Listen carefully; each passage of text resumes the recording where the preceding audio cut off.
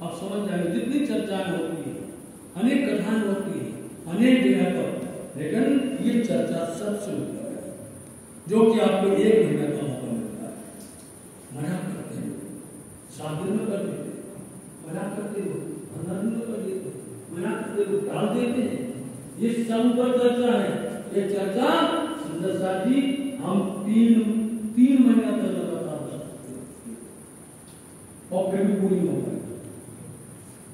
पूरी वाणी एक चौपाई आपको मिला करती है, पकड़ो ये चौपाई इसके सामने है, पूरी गीता की और वाणी की चौपाई एक से एक मिलती है। इसलिए साथ जी इसको समझो, आपके लिए ही। आप नहीं सुनेंगे तो कौन सुनेंगे? धनी को विश्वास है कि जो ब्रह्म शक्ति है वो सुनेगी, उनके आगे कहना और ब्रह्म शक्ति का अनुमान कर लेंगे। ब्रह्म शक्ति यदि इसका निकाल देवे तो फिर कौन करेगा, कौन जाने करेगा। इसलिए इन स्वरूप की, तीनों स्वरूपों की विधा को ब्रह्म शक्तियों के सामने कह रहे हैं। और सुंदर मौका है, क्या कहा है? 3। जब आप देखना 3 की महिमा अभी समझते जाओ। हम जब वाणी चर्चा करते हैं लोग लिखना शुरू कर देते हैं, इतने सुंदर साथ के कौन आ रहे हैं, हमें लिख दो जल्दी से, लिख दो जल्दी से। आज से सुंदर साथ जी इस धाम की महिमा जगह जगह गाने लग जाएंगे। जब भया बरस 11 इन्हीं सतगुरुदेव चंद जी महाराज जी का अवलीला प्रारंभ करते हैं। जब वो 11 वर्ष के हो गए तब मन उपजो विचार, मन दिल के अंदर से ख्याल आया, मैं कौन कहाँ थे आई। ये निरानंद संप्रदाय का मूल सूत्र है।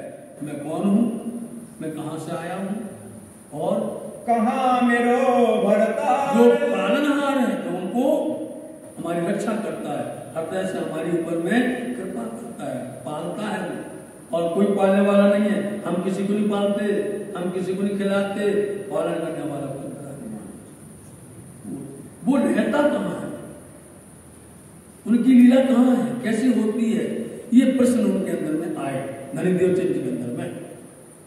पूछते फिरे परदेश में, इसलिए जहां यदा कदा कहीं भी जाते हैं हर जगह पर वो पूछते हैं, भाई परमात्मा कहाँ रहता है, हम हैं कौन, कहाँ है परमेश्वर, वो परमेश्वर कहाँ पर रहता है, जिन सबको पैदा किया, जिसने सबको संसार में पैदा किया वो कहाँ पर रहता है, सो कहाँ है सब ऊपर, तो कहाँ है, सब कहते भैया वो ऊपर। आज भी किसी से पूछो हर कोई बोलेगा भैया ऊपर रहता है, ऊपर रहता है। कोई कहता है वो घट घट में रहता है, को कहे वह घट घट, कोई कहता है घट घट में, कोई कहता है अणु से अस्थि तक, जहां देखो जर्रे जर्रे में, जहां तक जो सब समाया हुआ है। अपनी अपनी धारणा से, अपने अपने ज्ञान से सब लोग ऐसा जवाब देते हैं। है व्यापक संसार, और वो पूरे संसार में फैला हुआ है, व्याप्त है, उसकी साम्राज्य सब जगह पर है। यही जो अभी कह रहे हैं, यही प्रश्न हरिद्वार में आएंगे। यदि वो सब जगह पर है, अणु से अस्थि तक है, जर्रा जर्रा के अंदर में, तो कैसा है कि एक कण के अंदर में है यदि वो, तो एक कंकड़ एक पत्थर के अंदर में है, तो कैसा है कि पत्थर किसी को मारो मार जाता है, तो मारता है क्या? ऐसे तर्क है, ऐसे तर्क दिए गए हैं। वो घट घट के अंदर में है, तो घट तो कभी फूटता है क्या? एक होता है घट आकाश, एक होता मठ आकाश, एक होता है आकाश, एक होता परम आकाश। जो घट आकाश होता है, जब घड़ा रखी है उसको तो घट आकाश, ये अपना है ना, ये घट आकाश है, ये घड़ा है, इसके अंदर ब्रह्म है। लेकिन जब ये फूट जाता है तो ये किसमें चला जाता है? मठ आकाश। और जब मठ आकाश फूट जाता है तो वो आकाश में चला जाता है। जब आकाश लय हो जाता है, मिट जाता है, तो परम आकाश में चला जाता है, रहता है सीधे अलग। हम सब में उसकी बुद्धि नहीं, विवेक नहीं आया, ज्ञान नहीं आया, इसलिए हम उसको बोले घटे घट तो पकड़ के बैठे हुए हैं। ऐसे सब लोग सब जगह पर उसको व्याप्त कह रहे हैं। तब जाना वह निकट, इतना सुन लिया उन्होंने कि घट घट में है, संतोष हो गया। नए नए बालक है, नई नई खोज है, जो जिसने दे दिया उसी में संतोष पकड़ लिया। चलो ठीक है, जब वो घट घट में है तो यहीं पास में हम पकड़ लेंगे, कहीं खोल लेंगे, पा लेंगे। एही ग्रहो में सार। लेकिन मैं इसको ग्रहण कर लूंगा। मेरा उद्देश्य यही है, मेरी जिद यही है कि मैं उसको खोज लूंगा। यदि वो घट घट में है, पास ही में है, तो हम उसको कैसे भी करके प्राप्त कर लेंगे। एक देहुरा कहाँ रहे। अब उमरकोट के अंदर में एक छोटा सा मंदिर है, उसको देवालय बोलते हैं या देहुरा बोलते हैं। आज भी आप गुजरात में चले जाओ तो आप देखिए जगह जगह पर दो दो कदम पर छोटे छोटे देवरे बने हुए। पहले तो वो उसमें कम थे, तो देवचंदी महाराज जी वहां जाकर के उस मंदिर में जाकर के प्रणाम करते हैं, सिजदा करते हैं, नमन करते हैं, प्रदक्षिणा देते हैं और दुनिया से छिप करके कर रहे हैं। तामे मूरत पिंगल श्याम। उसमें जो मूर्ति थी पिंगल श्याम श्री कृष्ण जी की, जो टेढ़ी बंसी बजाते हैं, टेढ़े होकर के एक पैर पर के, उसको पिंगल श्याम कहा जाता है। आगे यहाँ विराजते। अब सब्जी मर जी आकर के यहाँ पर बैठते हैं, आकर के मंदिर में दे प्रदक्षिणा उस नाम। तो पहले प्रदक्षिणा देते हैं, परिक्रमा देते हैं और फिर आकर के बैठ करके उनकी नजर से नजर मिलाते हैं, स्वरूप का दर्शन करते हैं। ले लोटा घर से चले। अब क्या करते हैं कि वहां जाना है तो घर में बहाना बनाते हैं कि लोटा लेकर के कि हम दंत धावन के लिए या हम अपने दिशा विधान के लिए हम जा रहे हैं। दंत धावन के काज। दंत मंजन आदि करने के लिए हम जा रहे हैं। शुद्ध आकार करके फिरे। इसलिए देखो उस शुद्ध आकार करके निवृत्त होकर के स्नान करके और वहीं से ही मंदिर में जाकर के बैठ जाते हैं। आवे न मन में लाज। सबसे पहले नंबर है ये, यही हथियार है अपने, जो अपने को आगे नहीं आने देते हैं। ये शस्त्र हैं, ये विकार हमारे मन के अंदर बैठे हैं, दिल के अंदर में। और ये मन इतना इतना बेकार है कि इसके अंदर लोभ, लालच, ममता, तृष्णा, ज्ञान, अनेक प्रकार के अक्रम बैठे हुए हैं। सबसे पहले हम मंदिर जा रहे हैं, अरे अभी तो हमारे खेलने का समय है, अरे अब हमारे व्यापार का समय है, हमारा अभी तो कुछ दूसरा नौकरी का समय है, अभी तो हमारे मन मस्ती का बोझ उड़ाने का समय है। नहीं, मन में लाज नहीं आनी चाहिए। जिसके अंदर शर्म आई वो कभी भजन नहीं कर सकता, भक्ति नहीं कर सकता। यदि किसी ने माला फेर ली, अरे भैया अभी से मतलब माला फेर दो, लोग समझते हैं कि हमारा सर जो है हिलने लग जाए, हमारे हाथ से माला छूट जाए, पैर चल ना पाए, आंख दिख ना पाए, तब भजन करना है। तब भजन करना है। किसका दर्शन करोगे? आंख में दिख नहीं रहा, किसके दर्शन करोगे? अब घर में कोई काम नहीं है, जा बैठ जाओ मंदिर में जाकर, ठीक है। अब जा, जब काम शक्ति थी, घृणा शक्ति थी, सारा शरीर मजबूत था, तब हम सुन करके उसको हम जाग नहीं कर सकते थे, तब तो हमने लिया नहीं। अब जब हमारा शरीर जर्जर हो गया, कमजोर हो गया और उसकी सारी प्रवृत्तियां बदल गई, तब हम इस तरफ आ रहे हैं। मुझे लाज नहीं आना चाहिए, शर्म नहीं आना चाहिए। बिल्कुल दिल खोल करके, हमारे धनी है, हमारे प्रिय है। संसार का ये मेला मिलावा तो क्षणिक है, मंगूर है, बिल्कुल पानी की बुलबुला जैसा है। ये अखंड है इनका मिला। जिनको समझ में आ गई तो वे लाज को, शर्म को सब छोड़ देते हैं। नित्य प्रदक्षिणा। एक दिन नहीं, नित्य प्रति आकर के ऐसा रोज करने लगे। देवे एक पहर। एक पहर तक प्रदक्षिणा देना। एक पहर होता है 3 घंटे का। सुबह 6 से 9 एक पहर, 9 से 12 दूसरा पहर। इस तरह से दिन के 4 पहर और रात के 4 पहर, 8 पहर होते हैं। गाते हो अष्ट पहर दिन 64 घड़ियां। निस दिन क्यों कहिए, निस दिन राज श्याम कहिए। इस तरह से 8 पहर होते हैं। तो एक पहर सुबह तो आप देखिए जाते हैं, कोई प्रकार के उनके अंदर में विकार नहीं है। स्नान ध्यान करके प्रदक्षिणा देते हैं 3 घंटे। फिर दंडवत करके, और फिर दंडवत करके साष्टांग मेहनत करे अति जोर। साष्टांग प्रणाम करना ही सिद्धा है। उधर कदम लाभ करूं सिद्धा पकड़ के तो पाए, हुक्म कर मासू की शासिक के दिन आए। तो जो साष्टांग दंडवत है उसको सिद्धा कहा जाता है। और जो इस तरह से घुटने से करते हैं ये मात्र प्रणाम है, चरण स्पर्श है। ऐसे जो है दंडवत प्रणाम करते हैं।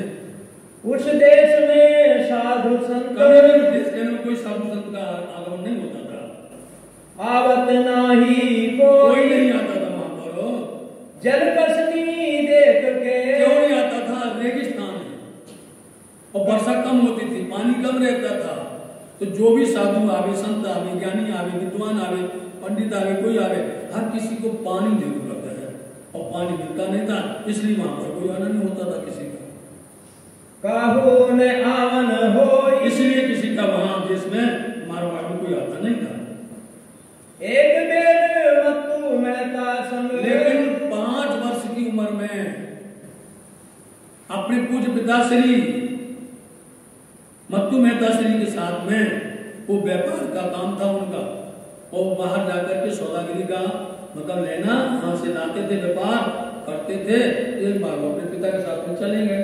अब बालक के अंदर में जो बचपन में चीज आ गई, उसके दिमाग में जो बैठ गई, वो अखंड हो जाती, कभी हटती नहीं है। जिस तरह मोड़ दो, समझे नहीं, जिस तरह उनका दिमाग लगा दो उसी तरह लग जाता है। 5 वर्ष की आयु उन्होंने दिखा रहे, यहाँ पे बड़े बड़े मंदिर हैं, देवालय है, अरे बहुत बहुत अच्छे साधु संत हैं, ज्ञानी लोग हैं, ध्यानी लोग हैं, तो देख करके उनके मन प्रसन्न हो गया। अच्छा, प्रसन्न क्यों हो जाता है? जैसे अंदर में आत्म होती है वैसे उसके अंदर में ख्याल भी होते हैं। यदि गंदी आत्म होगी, गंदा जीव होगा, उसको आप लाख बार समझाओ, उस पर असर नहीं होगा। और शुद्ध आत्म होगी, उसको इशारा मात्र करोगे, चौंक जाएगी, जाग जाएगी। अब देख लेना, जब प्रिया प्रेरणा विचार करेंगे, उनको हर तरह के लोग मिलेंगे, 3 सृष्टि के लोग मिलेंगे, ब्रह्म भी मिलेंगे, ईश्वरी मिलेगी और जीव सृष्टि भी मिलेगी। तो जो जैसी मिलेगी उसके उसी तरह से भाव प्रकट हो जाते हैं। तो यहाँ पर देवचंद जी ने देखा, बड़े बड़े मंदिर हैं, बड़े बड़े यहाँ पर देवालय है, वहाँ अच्छा है। आए हते कच्छ देश के अंदर में आए थे पिताश्री के साथ में। कहाँ देहुरे साध बहुत, इतनी भीड़ थी, आज भी कच्छ है, आज भी भीड़ है वहां पर। तो वो बड़े बड़े देवरे, बड़े बड़े मंदिर, देवालय और साधु संत लोग बहुत थे। देखे बीच विदेश, उन्होंने विदेश में जाकर उनको देखा इस तरह से। बात तब की मन में रहे, तब की 5 वर्ष में आए थे यहाँ पर और 11 हो गया 6 वर्ष पहले। तब की बात मन में थी स्थिर, और बस उसी में लगे रहते थे, उसी में वो लगे रहते थे। लगे रहना और लगे रहना, उसी में वो ओतप्रोत रहते थे। मैं जाऊं कच्छ में, अब वो बोलते हम कच्छ जाएंगे, वहां जाकर ढूंढेंगे, वहां पर हम प्राप्त करेंगे। कहाँ जाए के खोज करूं, वहां जाके हम खोज करेंगे परमात्मा की, पाऊं परमेश्वर, उनके द्वारा परमेश्वर को प्राप्त कर लेंगे हम। घर में खटखट रहे, अब छोटा बालक और उसका भाव विचार परमात्मा की धर्म की राह पर लग गया। घर वाले डर गए, घर वाले चौंक गए, अरे मेरा बालक अभी से बाबा बन जाएगा, अभी से बैरागी बन जाएगा, अभी साधु बन जाएगा। अरे बड़ी मुश्किल से वृद्धावस्था में तो ये मिले हुए हैं और इस तरह से ये हो जाएगा। तो साधु जी, हरि देवचंद जी महाराज जी के अंदर जो श्यामा जी महाराज जो शक्ति थी ना, वो अपने सखा के साथ में, अपने साथियों के साथ में बाल गोपाल के साथ खेलते थे ना, तो उनके अंदर में ये जो शक्ति थी ना श्यामा जी की, वो शक्ति प्रभावित करती थी। कहीं भी जाए, मंदिरों में जाए, उनके साथ में देवी देवताओं की मूर्ति नचने लग जाए। और रास्ते चलते हुए किसी के ऊपर में जल छोड़ देवे तो वृक्ष में कोई प्रकार की भी आत्माएं या कोई भी जीव बैठे हो, उनका उद्धार हो जाए, उनका कल्याण हो जाए। ऐसे अनेक अनेक प्रकार के चमत्कार हुआ करते थे, लोग देखा करते थे। तो वास्तव में जो होनहार है उसके साथ में परमात्मा अपनी पूरी शक्ति लगा देते हैं। तो धनी देवचंद जी महाराज जी के दिल मन के अंदर में ये विचार था कि हम तो जाएंगे। घर वाले लोग पट करने लगे, नहीं अभी तुम्हारी उम्र नहीं है, अभी से धर्म नहीं करना है, अभी से मंदिर नहीं जाना है, अभी से पूजा पाठ नहीं करना है, अभी से काम मत करिएगा। अब रोज झगड़ा होना लगेगा, बहस होने लगेगा। वो कहे हम तो जाएंगे, ये बोलते हम जाने नहीं देंगे। अब उन्होंने अपने यार दोस्तों से समझाया, मत्तू मेहता जी ने अपने यार दोस्तों से, सगे संबंधियों से, रिश्तेदारों से, सबसे कहलवाया, भैया बालक को समझाओ, वो तो अभी से ही वो हो गया है, संत में चला गया, संत भाषा में चला गया, संत वाणी में चला गया, और संत की प्रवृत्ति में उलझ गया है, वो तो भक्ति में हो गया, भक्ति बन गया, भक्ति लीन हो गया। समझाओ। तो इस तरह से घर में खटपट होने लग गया। मन में रहे वैराग, मन के अंदर वैराग का बैर, बैर किसको बोलते हैं? शत्रुता। मन में था कि चाहे जो भी रिश्तेदार है जो हमारी धर्म की राह पर रोड़ा लगाएगा उससे हमारा बैर है, और जो हमको परमात्मा से जोड़ेगा वो हमारे लिए प्रेम है, रामों के प्रेम है, उससे हमारा संबंध है। इस तरह से उन्होंने अपना सिद्धांत बना लिया। दुनिया से बैर, दुनिया वालों से बैर कर लिया उन्होंने। इस तरह उन्हें देखे लगे आग, क्यों आग लगती थी देख करके? क्योंकि उनको छेड़ते थे। नहीं, अभी तुम लोग घर का काम करो, व्यापार का काम संभालो, पिताजी को साथ में रहो, इस तरह से तुम घर बार में पूरा सब देखभाल करो, ये बताते थे। लेकिन धर्म की बात कोई करने नहीं देता था। देर सिखापन बहुतक, सबने अपनी अपनी तरीका से, अपनी अपनी तरह से उनको बहुत समझाया सिखाया। कर कर थके सबको, सबने अपना अपना उपाय कर लिया। जो उपाय होना था सबने अपना आजमाया, लेकिन कोई काम नहीं आया। एक फिराए जो फिरे, ये तो वहां से फिरते ही नहीं है। मतलब जिसमें जाको लगी लगन वो तो वहीं में मगन, वो तो उसी में हो गया। इसलिए वो तो फिराए फिरते नहीं है, धर्म में प्रवृत्त हो गए। कहे समझावे सोए, कहते कह करके सबको समझाते समझाते सबने, लेकिन वो माने नहीं। श्री देवचंद्र जी के मन में, श्री देवचंद्र जी महाराज जी के दिल के अंदर में क्या विचार था? जाऊं कहूं विदेश, यदि हम यहाँ पर रहेंगे रोज खटपट होगी, रोज बहस होगी, रोज हमको समझाया जाएगा, यही होता रहेगा। इससे अच्छा है इनसे जुदा हो जाओ, इनको छोड़ करके कहीं बाहर चले जाए। और बाहर कहाँ जाने? घूम रहा था कच्छ, घूम रहा था वो कच्छ और भोजनगर। कहाँ जाए के खोज करूं, हम वहां जाकर के खोज करेंगे। कोई मोहे दे उपदेश, कोई तो मेरे को सिखापन देवे, कोई तो मेरे को ज्ञान देवे, ये चाहते थे। पूछत फिरे सब ठोरों, सब ठोर सब जगह पर पूछते फिरते हैं कि भैया वो परमात्मा कहाँ रहता है, मैं कौन हूँ। सब लोग वही देते, भैया वो तो घट घट में बैठा हुआ है। कोई मुझे बतावे राह, मुझे कोई ऐसी राह बताए जिससे मेरे परमात्मा से मिलन हो जाए। या समय राजा उमर कोट का, पता चल गया खोजते खोजते पता चल गया कि हमारे ही मुल्क का उमरकोट का जो राजा है उसकी शादी होनी है। तो पहले शादी होती थी तो राहगीर जो है राह में जब जाते थे तो बड़े बड़े लुटेरे बैठे रहते थे, और वो उनको पता चलता था कौन बड़ा है, कोई साहूकार है, कोई कैसा है। अपनी पूरी व्यवस्था बनाकर के उनको लूट लेते थे, सब कुछ ले जाते थे। इसलिए यहाँ वजीर जो है यहाँ राजा का जा रहा था विवाह करने के लिए कच्छ में। ताको वजीर जाए ताहा, वो जा रहा था विवाह खाड़ा बनवाने के। खाड़ा बोलते छोटी तलवार होती है, उसको ले गए, उससे फेरे दिलवाए, उससे फेरे दिलवा करके बहू को लेकर के आ गए। वही साक्षात सा प्रमाण माना जाता था शादी का। खांडा विवाहने को, खांडा तलवार के साथ शादी करने के लिए जाता था कच्छ में। ऐसी परंपरा थी उस समय पर, और उसको सत्य मानते थे, उसको विश्वास रखते थे दृढ़ता ईमान के साथ में। तो खाना विवाहने के लिए जा रहे थे वहां। दो से असवारे एक बहल, बता दिया 200 असवार मतलब ऊंट, 2 असवार थे, उनमें 200 ऊंट थे और एक बैलगाड़ी थी। उतावले पहुंचने, उनको जल्दी जाना था कच्छ देश में। श्री देवचंद्र जी ने सुनी, देवचंद्र महाराज जी के पास समाचार मिल गया कि भाई यहाँ का वजीर जा रहा है और शादी विवाह करने के लिए, खाना बिवाने के लिए। गए पूछने तिनके, दोनों छोटे बालक और बिना लाल किसी शर्म के उनके घर पहुंच गए महल में। और जाकर के पूछते हैं, क्या कहने लगे? 3 वजीर ने बातें करी, उन वजीर से उन्होंने बातें की, हम कच्छ जाएंगे, हम भी कच्छ जाएंगे, हजूर हमको भी ले चलो साथ में। तब पूछा उन्होंने, तब उन्होंने पूछा, वजीर ने पूछा देवचंद्र जी से, क्या सवारी तुम्हारे, क्या तुम्हारे पास कोई सवारी है? किस पर आओगे? हमारे पास तो इतने ऊँट हैं और सब पर पुल है, हम संग क्यों पहुँचोगे? हमारे साथ तुम कैसे चल सकोगे? प्यादे सवारों के, क्योंकि तुम पैदल हो और वो सवार हैं, और रेगिस्तान का जहाज बोला जाता है, कैसे चलोगे तुम? तब कहिया श्री देवचंद्र जी, श्री देवचंद्र जी कहने लगे हम चले आवेंगे, हम चले आएंगे, अपने बल से चले आएंगे, पीछे पीछे आके। तब उन्होंने बरजे, तब उन्होंने वो मना कर दिया, भैया हमारे साथ मत आना, चिन्ह आओ संग हमारे साथ में मत आना।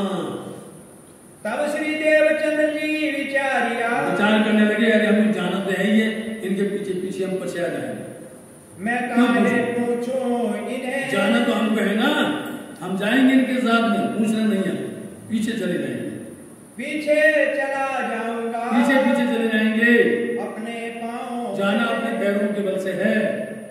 घरों जाए के साज, अब घर में जाकर के किसी को बिना बताए रास्ते के लिए जो भी सामग्री चाहिए वो सब जमा करने लगे, राह की लेने लगे, रास्ता में जो चीज चाहिए वो सब जमा करने लगे और उसको जमा करके बांध लेंगे।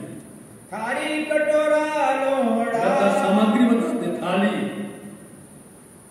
कटोरा लोहड़ा मतलब तवा, और लोटा जल के वास्ते लोटा चाहिए, एक नीमचा कमर को, और नीमचा कमर में बांधने के लिए उन्होंने छोटी सी कटारी ले ली, और कपड़े पहनने के लिए वस्त्र चाहिए वो भी रख दिए।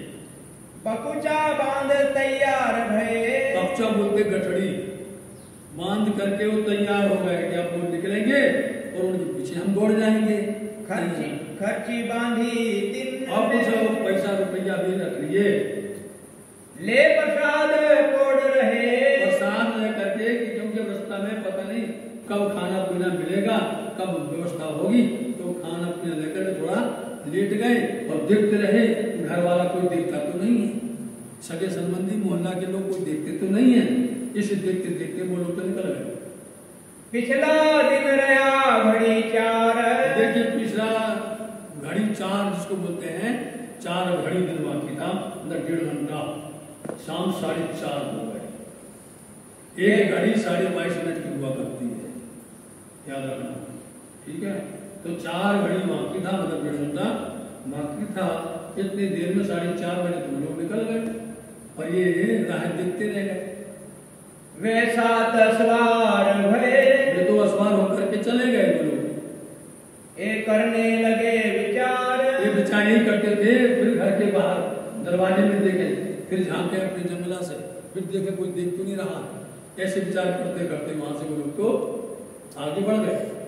कमर बांधते बांधते, कमर तैयार होते होते इनको देर हो गई, कछु ढील हो गई, कुछ देर हो गई उनको तैयारी में, वे सवार रिंग गए, और तो रिंग गए, चल नहीं है उन्होंने तो, वो तो ऊंट पर थे सब, और ऐसे दौड़ते जैसे हवाई जहाज जैसा चलता हो रेगिस्तान पर, ए पीछे चले जाए, ये पीछे पीछे चले जा रहे हैं, चले अति उतावले, अब इतनी तेजी से चले कि उनको पकड़ ले गए, उनकी हमें थोड़ी छाया दिखा, उनके भीड़ दिख जाए हमें, ये बहुत तेजी से पैर बढ़ाए, लेकिन वो मिले नहीं। मन में पहुंचो धाय, ऐसा सोचते थे जल्दी पहुंच जाएंगे, वे असवार ये प्यादे, कहाँ वो असवारी है और ये कहाँ पैदल है, और 11 वर्ष के बालक हैं, कहाँ मिलेंगे भाई, क्यों कर पहुंचो जाए, कैसे पहुंचा जाए, यूं करते चले गए, चलते चलते चले गए, बीच पड़ी आई रात, इतने में संध्या हो गई और रात्रि होने लग गई, रात्रि आ गई। ए मुलक रेती का, अब श्री लालदास जी महाराज जी कह रहे हैं, सतगुरुदेवचंद महाराज जी जिस स्थान से जा रहे हैं वो पूरा रेगिस्तान है, देश मारवाड़ आज भी वो स्थान पाकिस्तान में है, आज भी उमरकोट गांव है, वहां पर आज भी सतगुरुदेवचंद महाराज जी का गृह मंदिर वहां आज भी है। तो वो चले जा रहे हैं, लेकिन ऐसा रेगिस्तान है कि जहां हवा चले तो एक दिन सो करे बात, अकेले हैं, रात्रि पड़ गई, किससे बात करें, एक से 2 भले होते हैं, और एक दो तो वहां निभा नहीं सकते हैं। अब किससे बातें करें, अकेले चले जा रहे हैं। कहाँ चली रहा न पाइए। हम जो रास्ता चल के आए पगडंडी बोलते हैं। आप आगे चल के जाओ, पीछे देखो तो रास्ता खत्म, क्योंकि हवा चलती है, रेती उड़ती है और उड़ करके वो ढेर बना देती है, पहाड़ बना देती है, तो चली हुई रास्ता भी दिखती नहीं, बंद हो जाती है। भय चोरन का जोर। वहां पर चोरों का डर है, क्योंकि चोर लुटेरे वहां पर रहते हैं, वो तो इंतजार में तो कोई मिले लूट लो। एक दो निभाना सके। अरे एक दो व्यक्तियों का कोई गुजारा नहीं है, नहीं चलता एक दो का है इन बात का ठोर। इस तरह का स्थान है। एक ढेर वो उठाए। पता नहीं ऐसी वहां का वातावरण है कि यदि हवा चले तो एकदम ढेर उठ करके दूसरी जगह खड़ा हो जाता है, खड़ा करे तरफ और दूसरी जगह पर चला जाता है। फिर कहाँ वाऊ लगे। फिर वहां पर हवा चले तो ढेर दूसरी जगह खड़ा हो जाता है। ढेर लगे और ठोर। इसी का नाम रेगिस्तान है।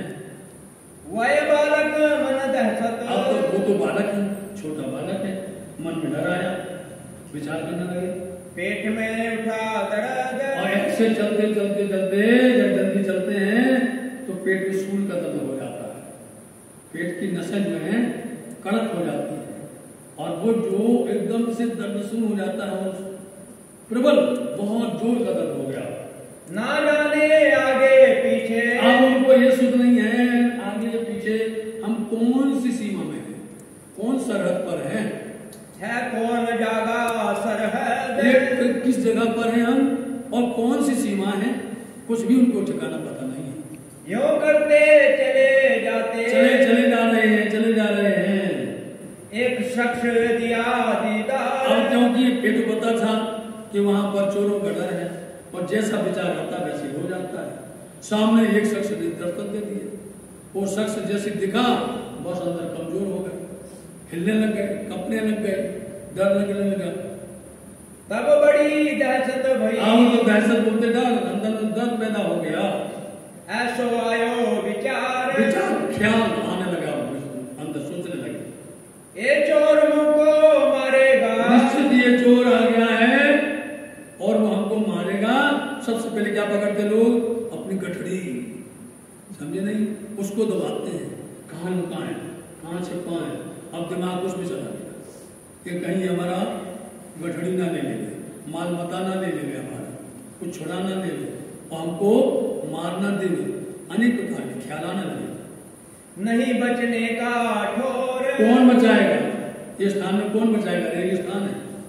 मेरा कछु न चल है। मेरा कुछ भी नहीं चलने वाला यहाँ पर, जो भी समर्थ है सब खत्म हो गया। मुझ गई दिश भूल गई, जिस दिशा में जा रहे थे, जहाँ जा रहे थे, भटक गए और ज्यादा। इतने में आए गया। वो स्वरूप इतने में पास में बिल्कुल करीब आ गया, और आते ही देवचंद महाराज जी से बातें करने लगा। हो गई मुलाकात हो गई, भेंट हो गई। देखते ही दहशत भई। उनके स्वरूप को देखते ही देवचंद जी महाराज जी के अंदर में भय हो गया। वह कहने लगा बात। उन्होंने सामने से बात की देवचंद जी से। ये भेष सिपाही का। बता रहे हैं श्री लालदास जी महाराज जी, ये भेष किसका है, ये भेष बनाया सिपाही का। मुंह में जो है डाणी है, हाथ में बर्छी है, कमर में तलवार है, ये सब लेकर के आए। कमर कटारी तलवार है कमर में, मोह दाढ़ी हाथ बर्छी। हाथ में बर्छी है, मुंह में डाणी है। ऐसो भेष जावन हार। ऐसा भेष बना करके आए थे। मुख से आए वचन। आकर उन्होंने मुख से क्या बोला, कहे छोड़ो कमर तलवार। पहले ने बोलो तुम्हारी कमर में तलवार है, वो छोड़ दो। देवचंद जी समझे यही हमारे पर बल था। मुहम्मदा दहशत से। देवचंद जी महाराज ने अपने मुंह को बंद किया कट से। इन्होंने आके तलवार मांग ली पहले लोग, हम क्या कर सकते, कछु न आयो विचार। कुछ भी उनको ख्याल नहीं आया। तुरंत तलवार छोड़ के। देवचंद जी महाराज की तलवार छोड़ी और उनको कहते, देखो लालदास जी क्या कई हाथ में श्री राज। बोलो श्री प्राणनाथ सदगुरु महाराज की। देखिए लालदास जी से रहा नहीं गया, उन्होंने बोली दिया कि गई हाथ श्री राज जी के हाथ में कौन आए थे? अब समझने वाले जानने ऋषिराज जी आए थे। उनके हाथ में सतगुरुदेव चंद जी महाराज ने तलवार हाथ में सौंप दी। कहाँ छोड़ तू गाठड़ी? और कहने लगे छोड़ो गठड़ी छोड़ो। कौन सी गठड़ी? जो तुम बांधे हुए हो, जिस गठड़ी के अंदर में लोभ भी है, लालच भी है, ममता भी है, तृष्णा भी है, जिसके अंदर में सब बांधे हुए हो ना, इस गठड़ी को छोड़ो। बातें देखी इनके वास्ते उन्होंने ये छुड़वाना पड़ेगा। छुड़वा लिया उसे गठड़ी। तब जाना मुझे मारेगा। अब देवचंद जी समझ गए, तलवार भी ले ली, गठड़ी भी ले ली, अब तो हमको निश्चय करके मार देंगे। उनने कहे शुक्र, और वो स्वरूप बोलने लगे देवचंद जी से, बिछाए पिछोड़ी सुआए। देखो रेगिस्तान में उनके कमर में पटका था, राज्य का पटका है ना, नीले न पीले पीछे वो पटका, वो पटका खोला और उन्होंने बिछा दिया रेगिस्तान में। साथी विचार करो, जो श्यामा जी 5वीं भौम के अंदर मध्य वाली अंदर में सुंदर सुंदर शेख जाकर विराजमान होकर पहुंचते हैं, वो दुल्हा यहाँ आए जो धर्म के काम पर जाएगा, धनी के काम पर जाएगा, धनी साथ में रहेंगे, उनसे कहेगा फिक्र मत करो। उनके लिए उन्होंने यहाँ बिछा दिया। उनको मालूम है उनको क्या तकलीफ है, बिना बताए ही बता देंगे और मिटा देंगे। बिछा दिया उन्हें कुछ और बिछा करके बोले लेट जाओ। फिर तब कांपने लगा मन, वो तो कुछ भला करना चाहते हैं और ये तो हिलने लग गए, कपड़े लग गए। क्या तो ये बोलते लेट जाओ, सरल है, हम लेटेंगे, इनके हाथ में बाछी ये मार देंगे, खत्म, लीला खत्म हो जाएगी। बच्ची हाथ पकड़ के, उन्होंने बच्ची को हाथ से पकड़ा और एक साथल पर दे पाए। साथल बोलते जगह को। सुंदर साथ जी एक बात बताएं, वाणी में हर जगह पर पूरा अर्थ लिखा होता है, लेकिन पढ़ने वाले को बुद्धि नहीं आती। वाणी में हर चौपाई का क्लिष्ट से क्लिष्ट शब्द का भी अर्थ होता है, क्योंकि चर्चा स्वयं प्राणनाथ जी कर रहे हैं, चर्चा स्वयं महामती जी कर रहे हैं, सिफाते थोड़ी है। लेकिन हमको बुद्धि नहीं आती, हम कहते ये चौपाई समझ नहीं आई, ये चर्चा समझ नहीं आया। उन्होंने कहा एक साथल, क्या किया? साथल बोलते जगह, यहाँ उन्होंने बोल दिया साथल, इसी का अर्थ आगे वाले बोल दिया, बोझ दिया शरीर का, अपने शरीर का पूरा बोझ धर दिया। ये नियम है, यदि सूंड का दर्द होता है, यदि दाईं तरफ में दर्द है तो बाईं पैर की जंघा पर पैर रखने से, बांधने से ये वाला दर्द इस तरफ का बंद हो जाता है, खत्म हो जाता है। यदि बाईं तरफ में है तो यदि आप दाईं जंघा पर रखेंगे तो दाईं तरफ का खत्म हो जाएगा। इस सूंड का दर्द ऐसा होता है, विपरीत चलता है। उन्होंने जंघा पर रखा मूल में और वजन दिया तो उसका दर्द खत्म हो गया। हेरियो पूछी जाए, फिर पूछा क्यों दर्द माती है? दर्द भला ये कोई जादूगर है, इनको कैसे पता हमको दर्द? ये तो समझिए। तो आप सब तो बोले हाँ, दूसरी तरफ और है दर्द भया कछु हल्का हुआ है क्या? सूल पेट का था जो, तुमको तुम्हारे पेट में सूल का दर्द हुआ था, वो दर्द हल्का कम हो गया क्या? श्री देवचंद्र जी उत्तर दिया, देवचंद्र जी जवाब देने लगे कछु रहा और दूसरी तरफ बाकी रह गया है। फिर दूसरी जंग मूल में आ गया। इसलिए आपको अर्थ ना आता हो, हमारा सिद्धांत हम सुंदर साथ से यही चाहते हैं, हम वितर्क नहीं करते, हम उसकी तालीम देते हैं, एक एक शब्द की रहस्य गुरु उसको बताते हैं, क्योंकि ये रस अब खत्म हो चुके हैं, मिलता नहीं है। लोग किताबें ढूंढते हैं, लोग अर्थ देखते हैं, अर्थ से काम नहीं चलता है। मायने अर्थ किताब का अर्थ अलग होता है, गुरु के मुख से मिला, सदगुरु के जुबान से मिला, वो यहाँ अमित हो जाता है और वही ज्ञान पक्का होता है।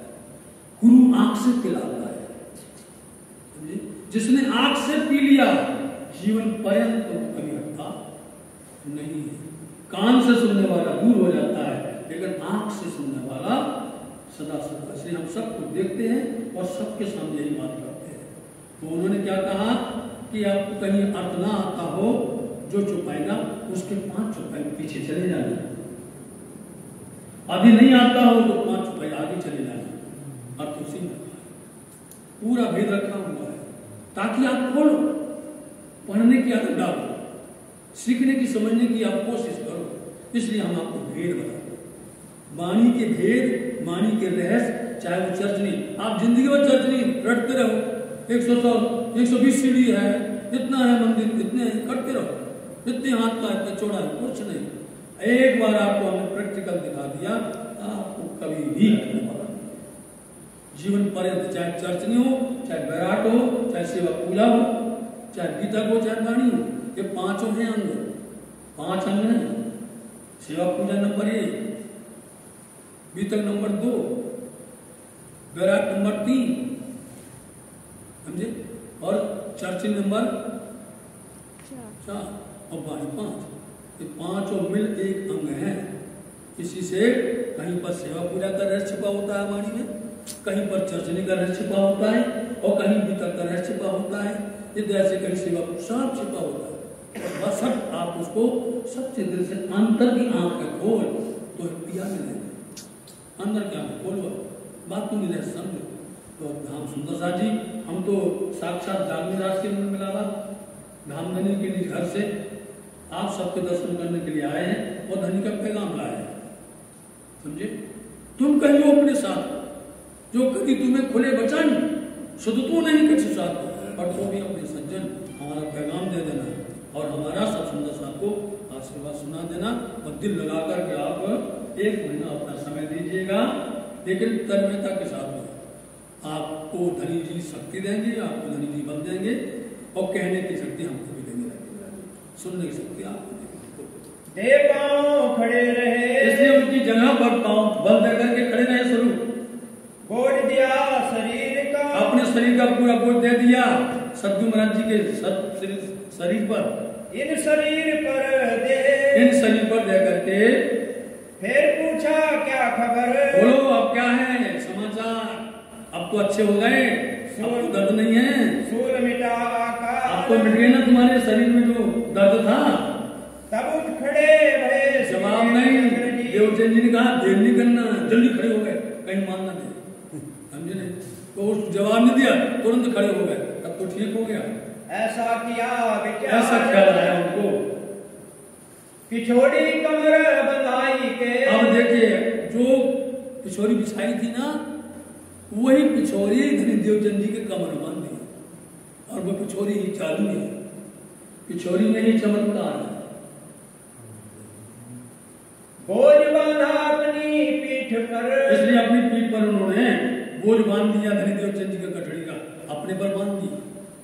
तब जाना श्री देवचंद, देवचंद जी समझ गए मारना नहीं है, ये मारेंगे नहीं, मारना होता तो पहली बार नहीं मार देते, ये मारे नहीं क्यों, ये मारे नहीं कैसे भी करके, बंदी खाने रख के, कोई बात नहीं, हमें अपने जेल में रखे, कैद में रखे, गुलामी करवाए, हमें मंजूर है, मरने से बचाया, करेगा गुलाम, कराएगा, अपनी गुलामी करवाएगा, काम करवाएगा, मारने से तो बचाया, अच्छा हुआ भैया कि मरने से बचा दिया। अब क्या करावे काम, अब देखते हैं ये कौन सा काम करवाते हैं।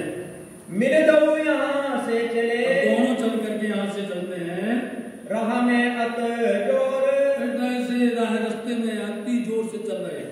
अब यहाँ से देखना बातों भगवान ने बताया, लगे बात लौकिक पूछने, ऐसे चलेंगे तो देवचंद जी विचार करेंगे और ख्याल करेंगे कौन है हमारे साथ में, और हमारे लिए पूछने लग जाएंगे। इसलिए उन्होंने लौकिक दुनिया की बातें छेड़ दी। कहो कौन तुम्हारो ठोर, अरे भाई तुम्हारा स्थान क्या है, कहाँ के रहने वाले हो, नाम माता को पूछत, पूज्य माता श्री का नाम पूछा, और कुटुंब परिवार, और कुटुंब परिवार में पिताश्री का पूछा, और भी सगे संबंधियों का पूछा, ताको उत्तर देते हैं। देवचंद जी महाराज जी बड़े सटीक जवाब देते हैं, चले जाए 3 लाख, उनके साथ साथ चले जा रहे हैं।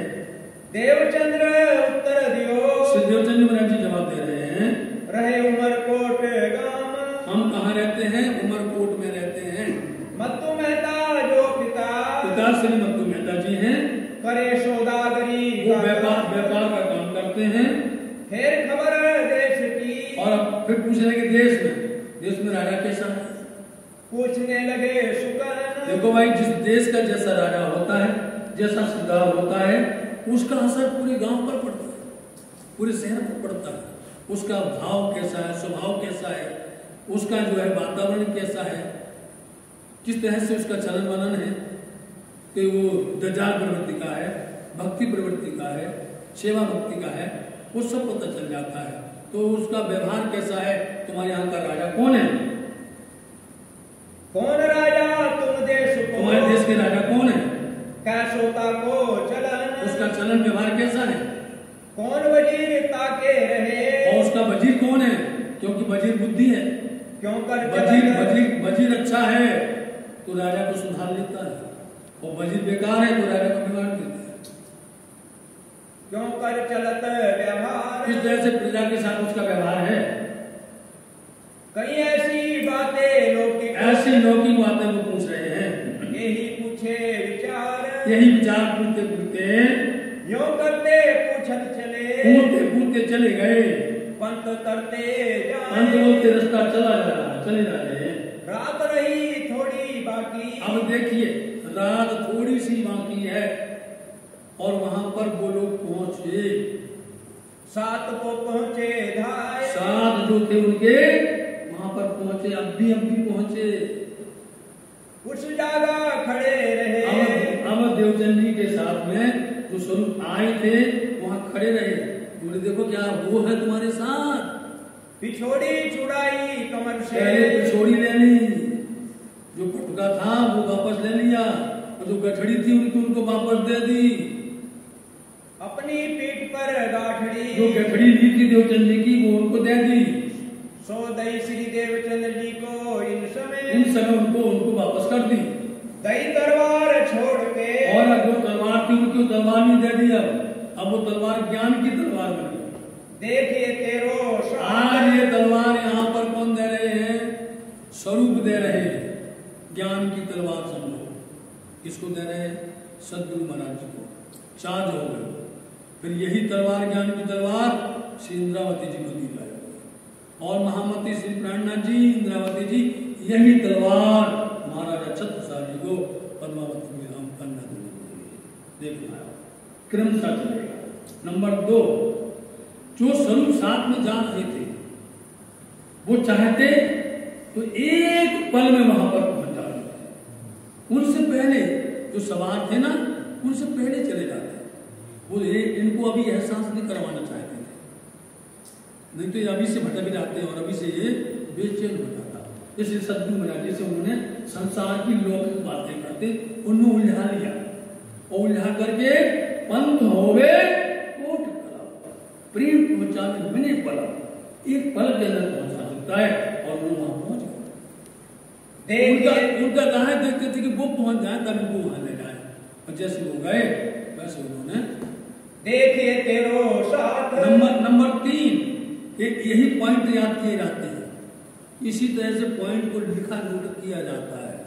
नंबर 3, जब उन्होंने उनकी जगह पर अपना मुबारक प्यारे चरण रखे, तो साथ जी जो धर्म की राह पर चलेगा, जो सत्य की राह पर चलेगा, जो पिया की राह पर चलेगा, धनुष से बोलेंगे हम तुमको अपने चरण देते हैं, हमारे चरण लेकर के तुम चलना है। ये चरण कैसे है? सदा सुखदाई। चरण की महिमा ऐसी है कि इन पांव तले पड़ी रहूं, धनी नजर खोलो बातून खोलो, हमें जारी नहीं चाहिए, जाहिर में उलझे रहोगे। बातों तो चरण उन्होंने उनको दे दिए अपने, कि धर्म की राह पर चलोगे तो हमारे सदा सर्वदा चरण तुम्हारे साथ में है, हमारा सदा सर्वदा तुम्हारे साथ आशीर्वाद रहेगा। ऐसे 3-4 बिंदु हैं जो देखना पड़ता कहाँ पर ये बिंदु खड़े हुए, इनका किस तरह से अपन को हल करना है और इसके बारे में क्या विवेचन करना है। तो इस तरह से एक तो उन्होंने उनको मूल का पटका दिया, फिर पटका लिया, ज्ञान की तलवार दे दी, फिर उनका पक्ष का वापस कर दिया और उनको बता दिया वो तुम्हारा साथ है।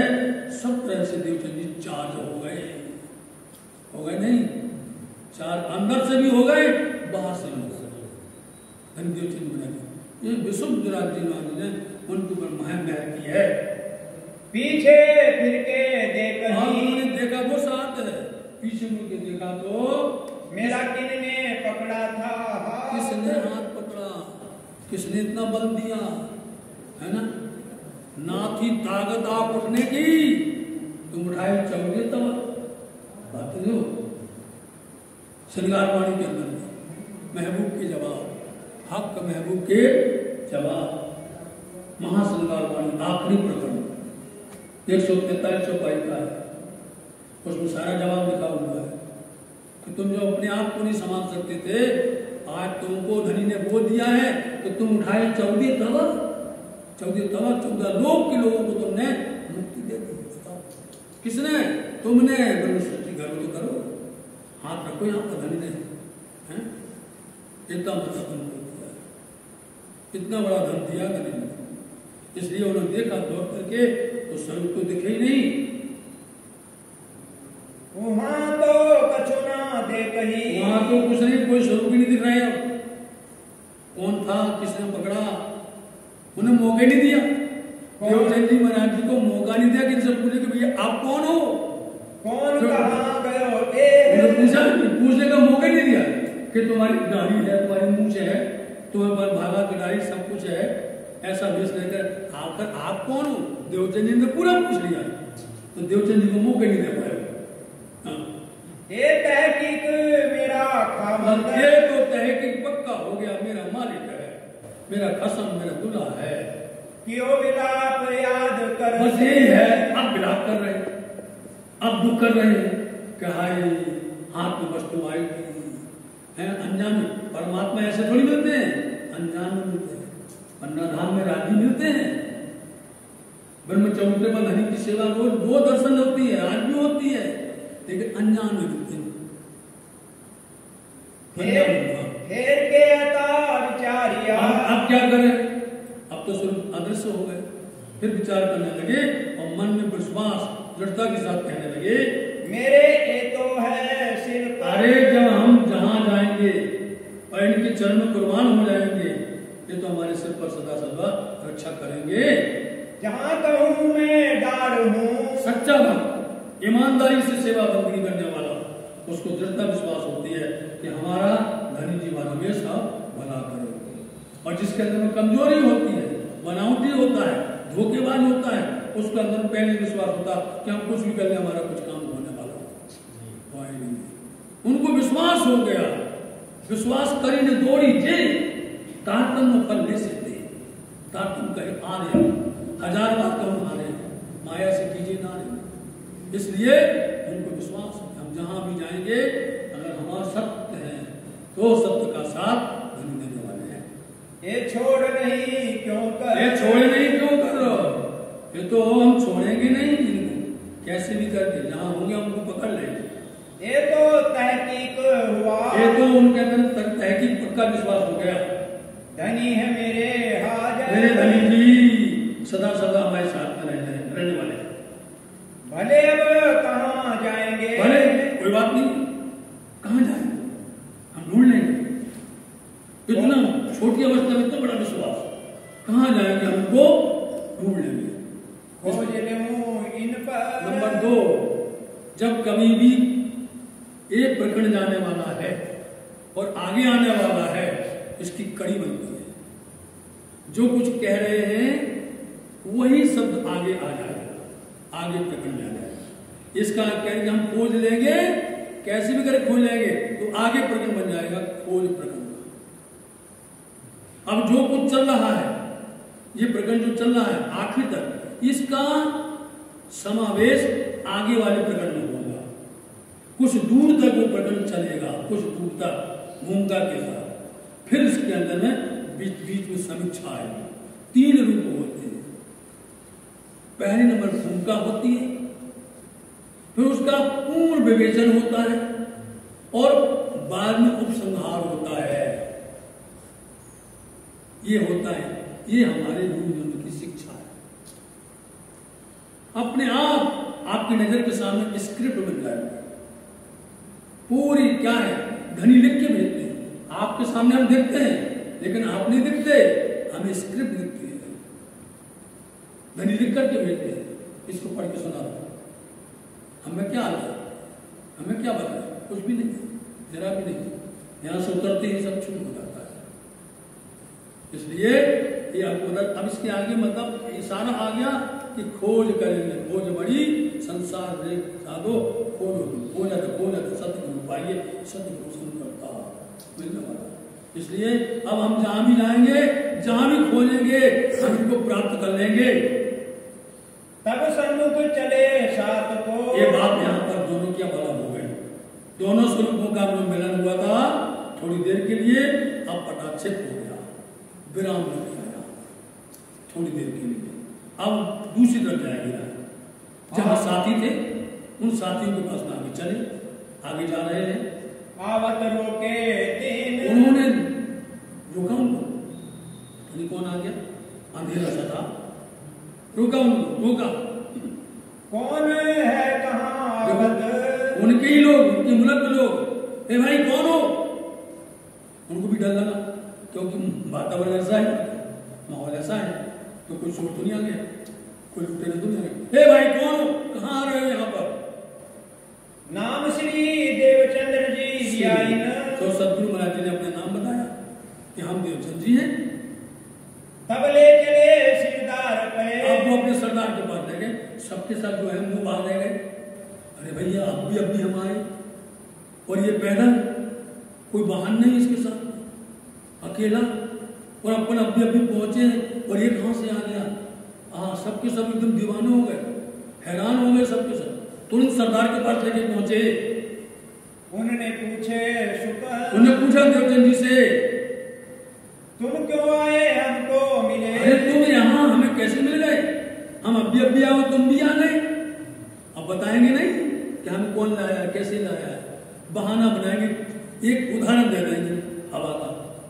बड़ो अचरज भयो मन। सबके सब आश्चर्य पा रहे हैं कि भैया इनका वाहन कहीं छिपा रखा था, कहां से आ गए? क्यों कर रहा पाई तुम? अरे भैया तुम्हें रास्ता कैसे मिल गई? ऐसी हवा चलती है कि रेती का ढेर उधर उधर भागता फिरता है, तुमने रास्ता कैसे पा लिया? क्यों पहुंचे असवारों संग? तुम असवारों के साथ तुम पैदल हो, कैसे आ गए? तब जवाब श्री देवचंद्र जी क्या कहे, जवाब देने लगे, आए चले जैसे वंग। हम ऐसे आए, वंग बोलते हवा, जैसे हवा चलती है, हम ऐसे आ गए। आए तो सही है, बोला तो सही है, झूठ बोला नहीं है, लेकिन वो क्या समझेंगे कि ऐसे हवा जैसे चलते आ गए? झूठ नहीं बोले, बताया सही, समझो तुम ना समझो तुम। तुम्हारे पीछे चले आए। हम आपके पीछे आए, कदमों पर धरे कदम पर कदम रख करके चले आए, पांव अपन बल से, लेकिन अपने पांव बल से चल करके आए। चले मार्ग आए हम, जिस मार्ग पर से आप चल करके आए उसी पर से आए। सबो बड़ो अचरज पाई। आश्चर्य पाया, भैया अब ज्यादा करेंगे तो देर हो जाएगी, आगे जाना है। तो सबने आश्चर्य पाया, भैया अच्छी बात है, आ गए हो, अपना सामान रखो उतार के, कहीं खोलो कमर। अब तो खोलो अपनी कमर, गठड़ी गठड़ी खोलो। वे पुंडेरा डंडी पछाड़, वे सब अपना सामान ऊपर से उतार रहे थे, गाड़ी से, ऊँटों से अपना नीचे उतार रहे थे। कोई था आग जला, कोई आग जल रहा था, क्योंकि आगे का रास्ता क्या है, जब भी कोई पैदल चलता है, पैदल चलने का नियम होता है, सुबह सुबह जो कुछ भी आप अंधेरे में आहार ले लो और अंधेरे में ही चलो, तो आप कामयाब रहोगे, समझे? इसलिए उन्होंने अपना सब व्यवस्था कर रहे थे। कोई आग जला रहा है, कोई जो है बांध रहा है, तंबू खींच रहा है, ऐसे सब लगे थे काम में। तब कायस्थ सिरदार ने, अब कायस्थ दुखी हो गया कि मैंने इनको ना कर दिया और ये यहाँ पर आकर के मिल गए, क्योंकि इनकी जाति हमारी जाति एक ही है। तो कभी कभी बरादरी का डर आ जाता है कि बरादरी में बात चलेगी कि दिल्ली में बच्चा था, क्या तुम उसको साथ में ले जाते थे? उसको नहीं ले जा सकते थे तुम? ऐसे सरदार बन गए हो, ऐसे हो, तो कई बात बनती थी, इसलिए उन्होंने उसको बुलाया। देवचंद जी के पास बुलाने क्या कहते हैं, रसोई का किया आदर, उसका सम्मान किया देवचंद महाराज जी का। चाहो तो सीधा ले हो, देखो तुम चाहो तो सीधा ले लो, या खाओ रसोई, या रसोई तैयार हो रही है तो आप उसमें आकर के शामिल हो जाओ। तब श्री देवचंद्र जी ने, देवचंद जी कहने लगे, यूं कर दिया जवाब दिया, मैं अपने हाथों कर मैं तो अपने हाथ से, क्योंकि अब दिल में विचार आने लगा कि हमने जिसको दर्शन पाया है उसको शुद्ध अंतःकरण से हम आवाहन करेंगे, उनको हम अरवाएंगे, उनका दर्शन करेंगे। वो विचार उमंग थे, इसलिए बोले हम जो है अपने साथ में लाएंगे। कहिया कायस्थ तिनके बाद, इसलिए कायस्थ ने उनसे बोला तो हमारे भंडार से, ऐसा करो सीधा हमारे भंडार से ले लो, सीधा ले तुम, हमसे ले लीजिएगा। तब श्री देवचंद्र जी ने कहा, देवचंद जी कहने लगे हम सीधा भी लाए घर से सीधा लाए, हम सब तैयारी करके आए हैं। तब कायस्थ दुख पाए के, तो कायस्थ दुखी हो गया कि हो ना हो देवचंद जी बुरा मान गए। कहीं हमारी नहीं ये रवेश, हमारी रवेश बोलते हैं रिवाज, हमारी ऐसी परंपरा नहीं है। हमारी जात का ले, अरे भाई हम तुम्हारी जात के, तुम्हारी जात के हो, इसमें क्या संकोच है, आपको ले लेना चाहिए। हो तुम हमारे खेस, हमारी जात की बराबरी के हो। तब सीधा तिनका लिया, तब उनका सीधा ले लिया देवचंद जी महाराज जी ने। करी रसोई तब, और अपने हाथ से रसोई तैयार की। जो स्वरूप को दर्शन पाए तो थे, जिस स्वरूप को उन्होंने, जिस स्वरूप का दर्शन पाया था उसको उन्होंने अरवाया। कभी भी अपन भोजन प्रसाद ले में तो आप भोजन को खाना मत कहिए, उसको प्रसाद कहिए। उसको जब भी आप अरोगे पहले नंबर में स्वरूप का चिंतन करो, उनका आवाहन करो और उनको अरवाओ, अभी कम होने वाला नहीं है। परम धाम की एक विशेष व्यवस्था है परम धाम। आप परम धाम में कोई चीज भी, चाहे आप जमुना जी के किनारे जाओ, घाटों पर जाओ, फल को तोड़ो, फल तोड़ भी लोगे, आपके हाथ में भी होगा, आप आरोग भी लोगे, फल वहीं को नहीं लगा है। अब किसी को दुनिया वालों को सुनाओगे, बोले भैया कितनी फेंकोगे, नहीं कहेगा भैया कितनी फेंकोगे, उसको क्या समझ में आएगा कि वो फल वहीं को ही लगा है, आरोग भी लिया है। अरे और छोड़ो, उसने केले का फल तोड़ लिया, वो केला आरोग रहा है, बोले हमको जो चाहिए भैया अनार, वही केला अनार बन गया। बताओ यहाँ करके दो, ये आनंद है आपके घर का। इसलिए परम धाम में कोई चीज अभी आप भोग लगाओ, कमने वाला नहीं है। परम धाम की एक परंपरा पिया धामधनी ने यहां भी लागू की है। बोले हमें अरगाओगे कमेगा नहीं, वैसे ही वैसा रहेगा, पर हम आरोग लेंगे, हम आरोग लेंगे तुम्हारे भाव को, तुम्हारे प्रेम को, तुम्हारे व्यंजन को आरोग लेंगे, लेकिन कम नहीं होगा। कभी ये डर नहीं करना कि हमने इनको अरगा दिया तो ये कम हो जाएगा, कभी डर नहीं करना, वो तो और भर करके देते हैं। इसलिए उनको पहले आह्वान करो, उनको अरगाओ और फिर बाद में प्रसाद दो। जी, जा स्वरूप को दर्शन पाया, जिस स्वरूप का दर्शन पाया था उसका चितवन करने लग गए, उनको अरगावने लग गए। ताको रसोई अरगाई सब, उनको रसोई अरगाई गई, प्रसाद लेके पौधे, और थोड़ी देर के लिए प्रसाद लेकर के आराम किया। फेर के उठे जब तैयार हुए, उठ के गेल चरण को, रास्ता चलने के लिए तैयार हुए, सब वे तैयार सब तैयार हुए। तब उन कायस्थ ने अब बुलाया, सिद्धोचंद जी को बुलाया, कहिया अपने और अपने आदमियों को बुलाया। 2 ऊंट पर सवार, ए भाई 2 ऊंट पर कितने लोग हो, क्योंकि अब वो समझ गए ये तो आ गए, कुछ न कुछ तो है, कहते शामिल हो, कितने शामिल हो, 2 ऊंट पर कितने लोग रहते हो। तब उन्होंने उत्तर दिया, उन्होंने बताया कि हम कितने 4 लोग हैं, हम जने 4 लोग हैं। तब कहिया 5वां आए तुम, ऐसा करो 5वां देवचंद जी को साथ में शामिल कर लो, इनको लेके चलना है, इनको आगे ले चलना है। इन बात श्री देवचंद्र जी, देवचंद जी महाराज जी आए पहुंचे कच्छ देश पहुंच गए लोग अपने ठोर, सब लोग अपने अपनी जगह पर जहाँ आए थे बारात के लिए, शादी के लिए, वो सब अपनी जगह पर चले गए। आप लगे खोज, और आप खोज करने के लिए कच्छ में 4 वर्ष तक यहाँ पर रहते हैं। अब ये खोज का प्रकरण आगे चलेगा, आगे चलाना है क्या, बस ठीक है, चलो। महामती कहे ए साथ जी। सुंदर साथ जी महामती श्री लाललाल जी महाराज जी फरमा रहे हैं, ए श्री देवचंद्र जी की बीतक। ये वृतांत जो कर रहे हैं ये सदगुरु देवचंद जी महाराज जी का चौथे दिन का पूरा वृतांत चल रहा है। आगे खोज करेंगे। अब हम जब कल से बीतक प्रारंभ करेंगे तो आपके सामने बोलेंगे महामती श्री लाललाल जी महाराज जी चौथे दिन की बीतक को फरमा रहे हैं। चौथे दिन की बीतक सदगुरु देवचंद जी महाराज जी की बीतक को कह रहे हैं। और जब 5वां दिन आएगा तो हम 5वां दिन बोलेंगे, जब 6वां दिन आएगा 6वां दिन बोलेंगे। 4, 5, 6 दिन की लीला का इस तरह से वर्णन होगा। समय समय पर भेद खोलेंगे, समय समय पर रहस्य बताएंगे, जिस तरह से राज्य महाराज जी आप सबकी मनोकामना पूर्ण करें। सो बातें गुजरत। अब आप आगे जब वो खोज करेंगे वो बातें बड़ी श्रेष्ठ हैं, गुजरत बोलते बड़ी महान है, वो अति महत्वपूर्ण है कि खोज करने पर कहां कहां किसके पास गए, 4 महीने तक कौन कौन मिला, इसका प्रसंग आपको कल सुनाई जाएगा। श्री महामती कहे साथ जी।